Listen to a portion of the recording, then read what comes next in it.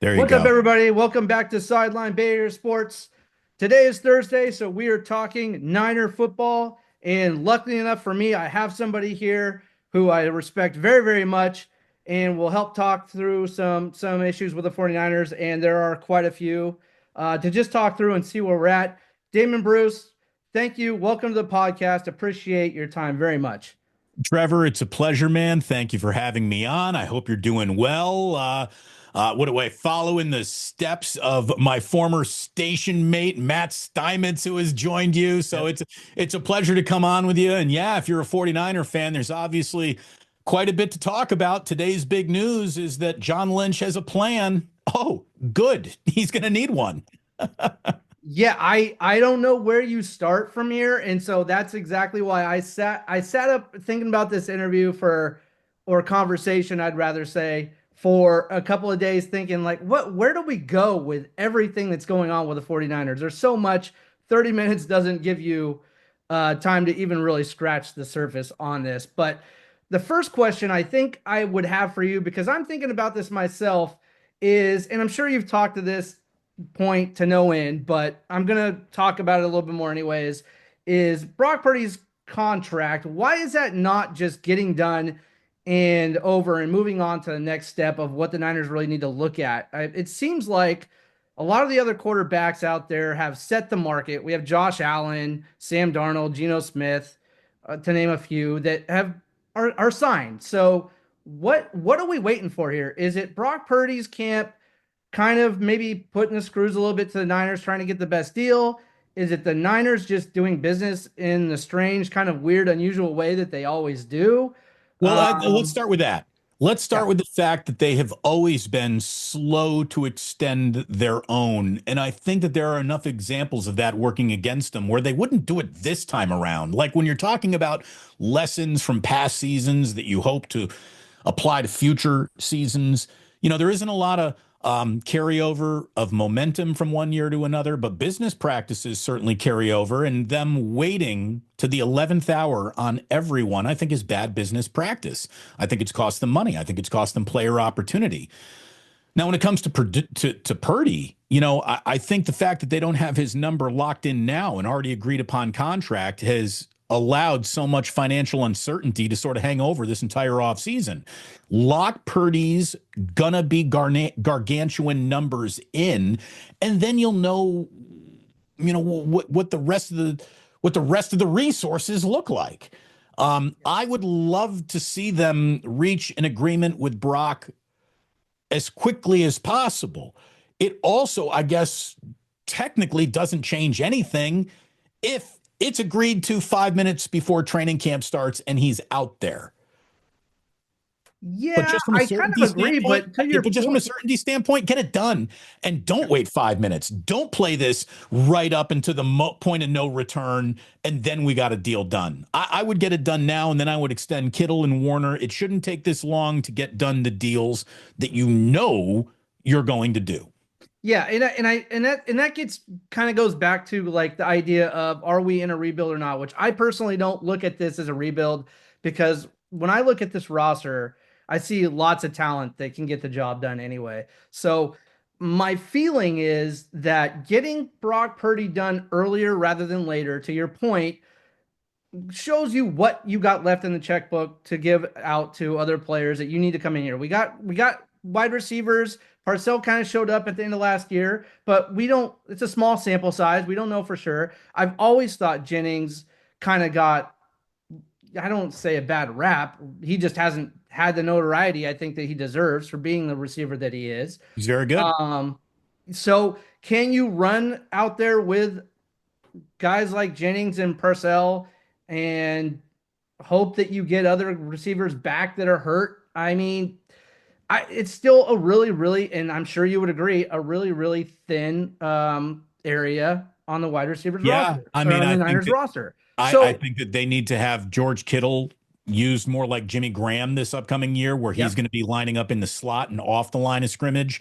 Obviously, it's going to be a long time before Brandon Ayuk is back, if he's even on the team at all. He's the latest rumor and might be the next trade just to get out from that deal that they obviously don't like financially at this point in time. Um, Pearsall season 2, huge. Jacob Cowing season 2, huge opportunities for you guys. If Tariq Owens is really going to get a sniff, what an opportunity. I mean, there is opportunity for guys already on this roster to play a bigger role on it. And then there's a draft that's coming. And I think more needs are going to be addressed obviously in the draft. There are a lot of people who are panicking about this offseason as if it's already finished. We're still very much at the beginning of it. So everyone needs to take a little bit of a deep breath. Let's see how this draft goes. There could be significant trades around the draft that could certainly buoy the direction. Again, John Lynch talking about a plan. Well, I would certainly hope so. You're supposed to have a plan. You don't get much credit for that. I like what they've done to address what I think is among the most glaring weakness on the team, and that is special teams. I like the fact that they signed Saran Neal, who is an ace special teams player. I like that they added Richie Grant, who played an awful lot of special team snaps from Atlanta. I think they're going to be better in special teams coverage, which they needed to be. Now, that's not nearly as sexy as their still totally incomplete wide receiving core, defensive line, offensive line that needs some help. They need a replacement for Dre Greenlaw. They still need a strong safety or a free safety.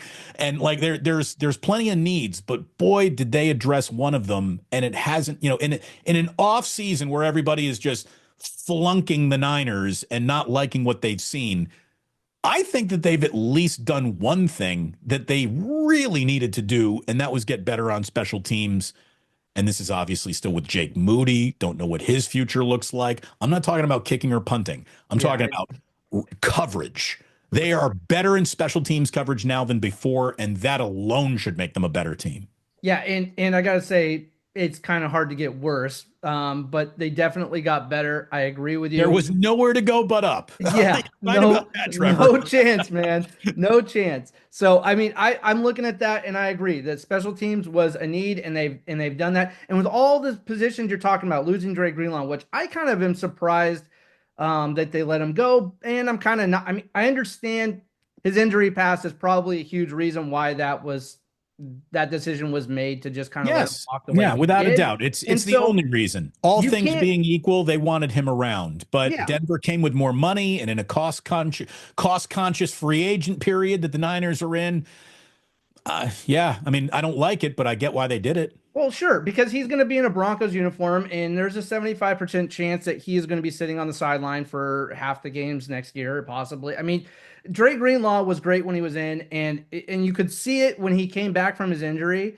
The one game, I think it was the Rams, if I'm not mistaken, he was in for half the game, and then he went back out. But the minute he stepped on the field, man, that defense looked a million times better than it did the earlier in the year, the entire year. So yeah, he's amazing when he's on the field. But so when you start to look at the players that are no longer 49ers, some of those names jump out at you, but were they really impact players, and were they just ripping the Band-Aid off and getting rid of, I don't want to call it dead weight because that might not be, that might be a little unfair for some of the players, but for lack of a better word, they got rid of some of the guys that were not being productive. Debo didn't come in, especially in shape. And as far as Brandon Ayuk, he may or may not be on the team, but before he ever got injured, I don't know what happened to him before last year, because I used to think of him as a very hardworking, bring your lunchbox to work and just get down and dirty and play kind of a guy. Right. He kind of a whiner. So he had a diva-free existence, and then he felt like he leaned into diva a little too hard, right? Yeah. Yeah.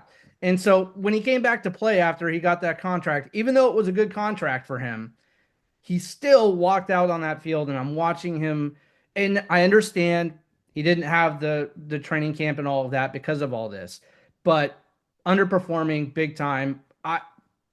I could take him or leave him at this point, to be honest. And so does he make a difference when he comes back? Whenever that is, we don't really know. I don't know. Focus on that. Yeah, it's hard to assume he'll be better than damaged goods, since damaged goods is what he is. Yeah. Now, recovering from ACL, PCL, MC, the full CL tear that a knee can go through, it has happened.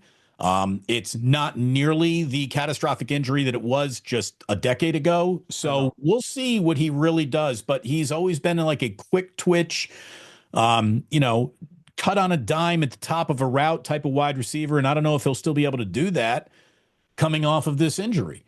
We'll see. Yeah, If they wanted to get out from underneath the contract and find a dance partner that's willing to do that in a year where resetting contractual obligations seems to be, not job one, but certainly at the top of the list of priorities. Yeah, getting out of a contract for a player that you weren't even going to be seeing until around Christmas time, anyways. Do it if you can do it. Do it. I I would agree. suggest. I don't know who's gonna. I got to be honest. I don't really feel like there's anybody out there that's gonna bite. I don't. But I don't know what the solution is either. I don't know how you're automatically then replacing Ayuk. But just if we're talking about in order to get out of this situation, you need to dig out of the hole. If they can dig out of his hole, I do it. won't criticize them for doing it if they I do. agree. I agree. I thought in my mind when Devontae Adams was released, I kind of thought the Niners were going after. I really felt like that was the move that was happening. So I am surprised they didn't go after him. I understand he's a locker room kind of a problem, possibly as well. I guess that depends on if you're winning or losing. Look no further than Jimmy Butler because now he's happy as hell.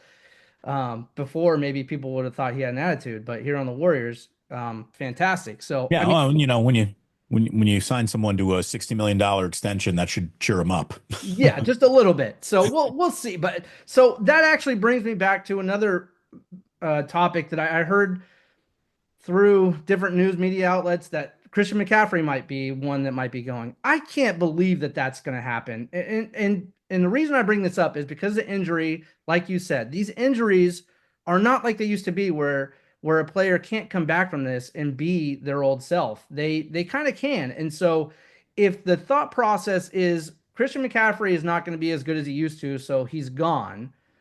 I don't subscribe to that necessarily. I don't think that's the case. I can't imagine they would get rid of him. They Well, are look kind at of it a this way: run-heavy offense. there's no world where they say goodbye to Jordan Mason and then let go of Christian McCaffrey. Right. Like that's just not going to happen. But look, McCaffrey is dealing with something that we really don't know much about. I mean, I never even heard of bilateral Achilles tendonitis until last year.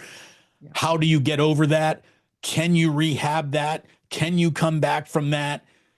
I don't know much about it. I do know that Christian McCaffrey's work ethic is not to be questioned. If he Right. can do anything to come back from this, I'm sure he is. The man's discipline is legendary when it comes to being in shape and working out and keeping his body ready to go. Yeah. I mean, look, Christian McCaffrey is a bet that has to come home for the Niners to be anything what they want to be next year. I mean, Christian McCaffrey is one of those non-negotiables. Not only does he need to show up, he needs to show up and remind you of Christian McCaffrey. He can't be a much different version of Christian McCaffrey and expect this team to have any similar levels of success that you had with him. So he's vital to their season. Vital 100%. to their season. 100%. And I know playing sports my entire life and I played all of them not at a high level, but I worked for every inch that I got and that made the difference. And I know when I see a player like Christian McCaffrey, even if he's lost a step, I do feel like he's going to make that up somewhere and he's going to be productive. I Just don't the other think he's day, going I to was drop I was off. talking about Trevor Beckman's work ethic, and you might not have Yeah. heard of him. He never made it to the league, but this man's work ethic is renowned. 100%. Ask around about me. Better ask somebody. There you Yeah, go. ask anybody. You ask how long I talked to Steinmetz and and Guru before I got him on my podcast. I didn't let up until I got him on. So There we anyway, go. I you love know, tenacity. Love tenacity. exactly. So anyway, I think that's there. And then also it kind of makes me realize maybe that whole thing about Kyle Juszczyk getting released and getting re-signed. I never really I wasn't really sure why they would release him other than to save the money, and clearly they did, so that became a non-issue. But I didn't feel like that team without him was better than with him. So I'm glad that they got him back. I think that was just a Well, marginal I might salary. disagree there a little with you. Yeah. First of Okay. all, I like Kyle Juszczyk. I think he's a leader and he obviously matters in that locker room, and that's half the reason he's back because mattering on the football field isn't something that he does nearly enough of. Kyle Juszczyk is a bad low red zone blocker. He does not run with the ball. I don't think he has created the running lanes needed to play bully ball on fourth and short by the goal line. And he's good for like 3 wheel routes a year. Like to me, it was absolutely time to walk away from Kyle Juszczyk Yeah. and Okay. then ask a guy like Luke Farrell, who you just gave, you might be our fullback along with the blocking tight end money too. Just you be our fullback now. Like, Yeah. and I really thought that the absence of Kyle Juszczyk was going to represent, more two tight end sets, and it was going to maybe be a little bit of a philosophical break and a tendency break. And now I just see Kyle leaning into old tendencies, and I don't like that. I thought it was the right time to walk away from Kyle Juszczyk.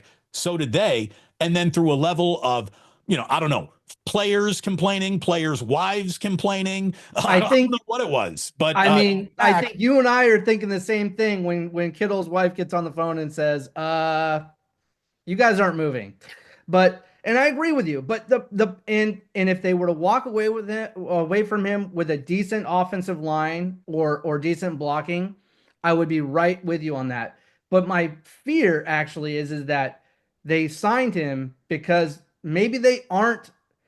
My fear is they're not going to address the offensive line. I know the defensive line is the thing that they got to go after because they need a pass rusher, and I don't want to get started necessarily, or maybe I do, on my lack of confidence in Nick Bosa, but I have little confidence in him right now. So obviously you need a pass rusher, but I just don't understand why they wouldn't address offensive line, and I know they haven't yet, and they maybe will, they but better. They better. They I can't keep have money. I have They cannot. anxiety about the offensive Yeah, line they not being addressed, you They know? cannot keep moneyballing their offensive line and hoping No. that Ben Barch for 1.3 million is the answer. Yeah, You yeah. know, I I mean, they mean, got lucky with Puni, and I'm really happy with what I saw, but it can't stop there. They've got only so much time left with Williams, and then there's not really much left after that. I So think whoever takes over for Trent Williams has to be on the team now, right? yeah, and they're really not unless you want to call Puni that guy, but He's not that guy. no, no. So either the Niners are expecting to go out there and fix that problem in free agency later when that comes down. So they're kicking the can down the road, which feels like that's what they're doing. Look, I've been saying since the start of the mock draft season, Yeah. Armand Membu is the tackle out of Missouri that I really like. It doesn't even feel like he's going to be there at 11 anymore. When we started doing these mock drafts, people were telling me Membu at 11, that's way too high for him. Now, after his phenomenal run at the combine, people are saying he might be off the board in the top 8 picks now. I So mean, the quarterback in my and correct me if I'm wrong because maybe you probably know a lot more about this than I do, but I feel like the quarterback draft this year is not as strong as usual. So you're going to see some other players like that go off the board sooner. 11 would be a great spot to be in to get yourself a good pass rusher or offensive lineman. But this year, I kind of get this feeling like if you're not in the top 6 or 7 you might be missing out on that oh guy. no, no, no. I think this is one of the deepest drafts in recent memory. I mean, if the Niners don't have the player that they love just sitting right there at 11, I would trade back and I would acquire more picks for deeper in this draft. This is one of the deeper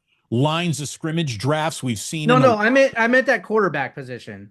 I just meant oh, at at the quarterback quarterback. position. Yeah. Oh, yeah. Yeah. Well, here's So yeah. I think that the linemen and the defensive linemen are going to come off the board sooner, is all I'm saying. So maybe at 11 they'll still get that guy, but maybe the guy they're hoping for goes Well, a the little bit. question is, will there be a third? Right? You can Right. expect, you're hoping that two quarterbacks occupy two of the 11 first picks in the draft before the Niners are making it. If a kid like Jackson Dart can go in the top 10, that's just Yeah. one more player that might be there for the Niners. So, yeah, since the Niners aren't drafting quarterback, you would like as many off the board as possible in the first 10 picks. It's probably only two. And depending on Yeah. the real verdict on Shador Sanders, it might only be one. Sanders could be the guy who falls in this draft. He could be the It could green be. room camera on him like Aaron Rodgers all those years ago. So my neighbor is a alumni of Colorado. So he flies down there. He has a house there. He goes and watches the games, and he's talking about Sanders all the time. And and I think there's talent there. Is he a top 10 pick though? I mean, I've watched him a little bit, not enough to really say yes or no, but I don't get that feeling like I do feel like he's going to drop a little bit. I do. Is he going to drop out of the top 10? I don't know. I mean, he's saying all the right things. He looks great. I don't know if that transitions to playing big time games in the NFL for him. It might, but I hope he does because that's better for the Niners. I mean, I'm looking at some of these other names, Kelvin Banks, offensive lineman that looks pretty good. Yep. But does he go at 11? Can the Niners hold off on drafting that guy till later? I think they have Well, and here's four. the thing. I like Banks at 11 because not only can he take over at guard immediately, but then he's then there to maybe take over for Williams one day. So, It's a hard to pass if he's there. I gotta say, I'm looking at that guy and I'm thinking. I mean, I know if it's offensive line, it's not pass rushing, but and I've always said I think they need a pass rusher really bad. But that guy, I mean, I don't know how you pass him when you need the offensive lineman. So, I mean, there you go. We don't have enough time here, man. It's already 3 minutes till you got to walk away. well, what So else? So let's do the I don't light. know. Let's Let's see what let's do else. the So we lightning talked round. Christian McCaffrey, we talked offensive line, we talked Brock Purdy, we talked about the draft a little bit. Um, Gosh, what else is there, man? There's lots more to cover, probably. How about cornerbacks? So, I mean, we need a couple of corners. I don't know where you go with that. I'm not sure. I'm not sure if we have. I'm not sure if you address that in the draft. I don't see a lot of Well, you options have out there in to. free I mean, that's the agency. thing. You have to. What is left? Free There's agent nothing is left. There's basically in the nothing. rearview But who do mirror. you get that you can trust to throw out there? I mean, you just don't know. But there's guys out there on this team already, man, like you were talking about before, that have potential. I mean, there are other guys. I mean, Mustafa's still there and going to be awesome. I mean, there's other Daryl, more players. snaps for Luter Jr. Let's see Yeah, what that I mean, looks like. I mean, Isaac that's definitely Guerrero is a beast. I like the idea of Isaac Guerrero getting in there when Christian McCaffrey's not there. I mean, if he can stay healthy, he can. I mean, he's a beast. So, but back to corners, there's gonna be competition, right? I mean, absolutely. I mean, here's the thing. You need all these things, even if you have all these things. yeah, So you certainly need them if you don't have them. And that's where the Niners are. They're trying to thread the needle of not only do we want to get younger through this draft, but we also need to get starters through this draft. Like, yeah. they need nothing short of one of the better draft hauls in recent memory. And I've been saying this for a while now. The Mhm. answer to the question, is Kyle Shanahan still this team's head coach in the year 2029, 2030? That The depends. answer to that question will be the exact same answer to the question, how was the 2025 draft? Was it a good one? Yes or no? Yeah, If this is a good draft, I think it buys Kyle a level of time and comfort that he can exist in. If this is a bad draft, I can see this all disintegrating faster than many might even predict. And we're in the last couple of seasons of the Shanahan era. It is, I would agree with you. It's not a rebuild, but it's a significant enough reboot to yeah. where if it doesn't work out, there'll be major consequences paid in this front office and in this coaching staff. I agree with you, and I didn't like the way Kyle Shanahan. My biggest criticism of his is the inability to adapt to a game. He is either not willing to or too stubborn. Or he's either too stubborn or not able to. Either way, when I see that team come out of the halftime, out of the locker room at halftime, and they're not winning, a lot of times they don't win that game because they just don't adjust very well. Uh, Well, it's that reputation of being a front runner. yeah, And here's the thing, there's nothing wrong with being a front runner as long as you're running in front. right, right, But right. the minute you fall behind, again, where is this team's hurry up offense? I mean, that's the thing. Like this is one of my bigger questions for Mhm. Kyle Shanahan. Where is your hurry up offense? How Yeah. come you only play at one pace? And it doesn't seem like there is a level of urgency when time is eroding on the clock and you are down on the scoreboard. It doesn't seem like they change things up. And again, I want Kyle to break some of his tendencies going forward. I think that is going to help the Niners reach a postseason as much as a last place schedule could help them reach a postseason. 100%. And we know the schedule is going to get easier. Well, The schedule is very favorable next year. So we have that in our, we have that as an advantage. But to your point, I think the Niners win a Super Bowl when he transcends as a coach. The difference between them winning and losing those Super Bowls was clear to everybody, but maybe him on the field the first time with Kansas City just didn't continue to run the ball down the throats until the clock went to zero. And Hey that's man, really all he had to do. Jimmy hits Emmanuel Sanders. It's a whole different world. Yeah. Yeah. Brock Purdy, he has not won a Super Bowl, but guess what? The last time Brock Purdy was on the field at a Super Bowl, he walked off of that field with a lead. Yeah. It was the defense that then gave it back to the Chiefs. So, True. Yeah. Yeah. I really do believe that we have to look at, that Super Bowl window is something that has closed. And now the question is, how quickly then can they reopen Oh, the next 100%. window? But I do believe that window has closed. This is a year that is probably a reset the organization year that, if they thread that needle enough, could still be a playoff year. Yeah. And could still maybe go somewhere. But I also can't start predicting any level of playoff success or greatness when you have one defensive lineman of consequence on your roster right now in Bosa. That's Yeah. it. They need an entire defensive line. They need help in a lot of places. So we'll see I what they do agree. in this draft. And again, is Kyle the coach in 2030? Was this a good draft? The answers will be the same. Yes or no. Yeah. Yes to the draft, Kyle's still the coach. No to this draft, I bet you he's not. I totally agree. And if they get into a wild card spot, I would say that's this thing working. If they get a playoff spot, even better. That's the way I look at this next year. I don't believe for a second that they're Super Bowl ready anymore. That's true. How quickly, like you said, that they reboot is going to make the difference. If they have two really shitty seasons, he's on the hot seat. Maybe he's on the hot seat after next year if next year doesn't go at least decently, considering who's still left on the roster. So in 2030, that's way down the road to really. I would have to say that he would have to be pretty successful between now and then, no matter what, to even talk about 2030, because this draft class is going to have to be good next year and the year after. And so I'm thinking, is he the head coach by 2028 is probably a more fair question, because by then we're going to know whether he can coach a team, if he can coach up an average team to being a good team. Well, here's the thing.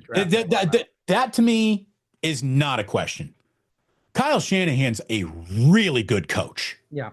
Full stop. Nothing left to be said. He's a really good coach, but even really good coaches wear out their welcome and their voices start echoing with a little less bass in them in all locker rooms. And how long does he have to, he's done everything but win the Lombardi Trophy. Yeah. Yeah. Everything but.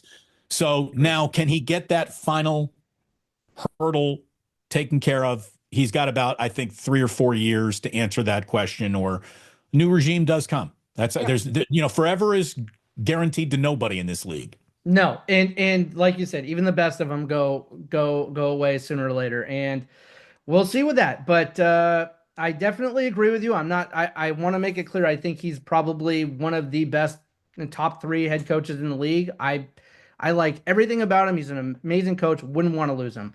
I would just love, like we said before, to see him transcend to adapting to the game a little bit more.